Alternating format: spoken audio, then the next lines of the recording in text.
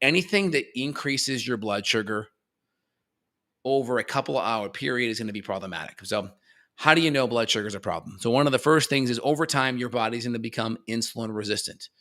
What drives that? Well, one, it's going to be how much carbohydrate you eat. And then two, do you burn it up or not? Right. So, it's a combination of two. The more carbs you eat, the higher your blood sugar goes up. Your body produces insulin, brings it back down. The problem is over time, insulin becomes numb, and eventually that carbohydrate that converts to glucose will eventually stay up after a meal and stay up longer. So my threshold is we want it to be between 140 to 120 on the high side, and we want it back below 120 to 100 within 2 to 3 hours. That's our goal. And so as our blood sugar goes up higher in that first hour and stays up higher, that's a sign that one, you're potentially becoming, hey, Butter, knock it off. My dog's Butter. 1 second.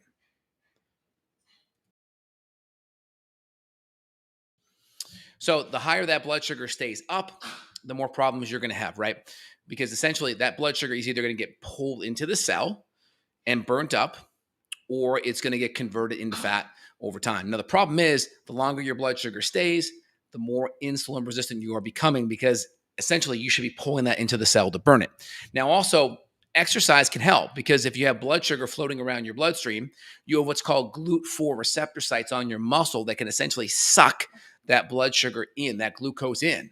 And so if I go for a 10-minute walk right after my meal, I can lower my blood sugar 10, 20 points a lot of times pretty easily, just because those GLUT4 receptors are putting their little tentacles out. They're sucking in that glucose, and that is going to make a big difference in lowering that blood sugar. And so ideally you adjust your carbohydrates according to your activity level. Like people out there are like, oh, well, low carb, high carb, ketogenic diets, like it's bad, it's good. It's like, well, first off, just test your blood sugar. Start to individualize the approach for you. What metrics can I utilize that will assess how I'm doing metabolically that give me the ability to fine tune my macronutrients? So, I mean, first thing is, why are you eating the food you're eating, right? My recommended theory is old foods do not cause new disease. So old foods are good, all right? Neolithic foods that are processed, flours, excess omega-6, hydrogenated vegetable oils, excess sugar.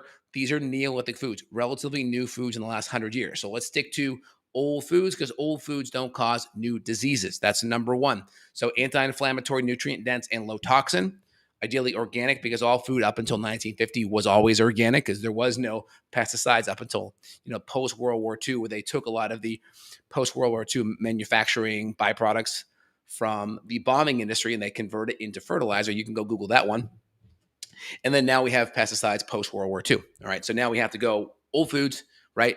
Do not cause new disease, anti-inflammatory, nutrient dense, low toxin. And then we have to adjust the carbohydrates. And that's going to be based off of genetics, right? Am I prone to being overweight?